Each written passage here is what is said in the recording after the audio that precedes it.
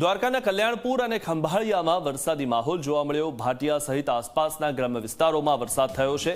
Bhatia marketing યાર્ડમાં જણસી લઈને આવેલા ખેડૂતોને મુશ્કેલી સર્જાઈ છે, ત્યારે કમોસમી વરસાદથી ખેડૂતો ચિંતામાં મુકાયા છે અને જણસી લઈને જે ખેડૂતો આવ્યા હતા માર્કેટિંગ યાર્ડમાં તેઓ માટે આ મુશ્કેલીનો સમય છે, કારણ કે તેઓ જણસી લઈને આવ્યા હતા અને વરસાદ વરસ્યો છે। કમોસમી વરસાદ દર વખતે ખેડૂતોના મોં સુધી આવેલો કોળિયો છીનવી જાય છે, ત્યારે ભાટિયા સહિત આસપાસના જે વિસ્તારોમાં વરસાદ થયો અને માર્કેટિંગ યાર્ડમાં જણસ લઈને આવતા ખેડૂતો મુશ્કેલીમાં મુકાયા। આ વિશે વધુ માહિતી મેળવીએ અમારા સંવાદદાતા જયદીપ લાખાણી પાસેથી। જયદીપ, દર વખતે ખેડૂતો માટે આ કમોસમી વરસાદ મોં સુધી આવેલો કોળિયો છીનવી લે છે અને આ માર્કેટિંગ યાર્ડના દ્રશ્યો પણ આપણને એ જ કહી રહ્યા છે।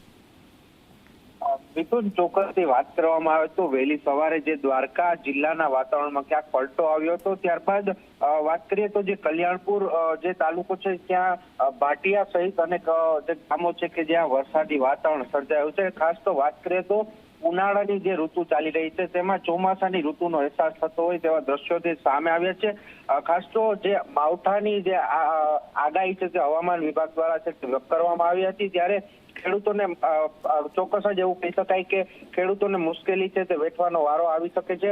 જે કમોસમી વરસાદને કારણે ભાટિયા જે ગામ છે કે જ્યાં વરસાદી વાતાવરણ સર્જાયું હતું અને જે જણસી લઈને આવેલા ખેડૂતો છે તેને ક્યાંક છે તે આ વરસાદ છે તે મુશ્કેલી રૂપ સાબિત થયો છે અને આ વરસાદને લઈ ખેડૂતોમાં ક્યાંક નારાજગી પણ જોવા મળી છે, કારણ કે આ માવઠાનો વરસાદ છે ખેડૂતોને બહુ પારાવાર મુશ્કેલીનો સામનો તેમજ નુકસાની વેઠવાનો વારો પણ આવી શકે છે અને જે પાક છે તેને પણ નુકસાન થઈ શકે છે। હાલ તો આગામી 3 થી 4 કલાક જેવા સમયની અંદર છે વધુ વરસાદ વરસે તેવી હવામાન વિભાગ દ્વારા ત્યાં આગાહી કરવામાં આવી છે અને જોરદાર પવન અને વીજળીના કડાકા ભડાકા સાથે વરસાદ વરસે તેવી આગાહી છે તે વ્યક્ત કરી છે। મિથુન, જી, આભાર જયદીપ માહિતી આપવા બદલ।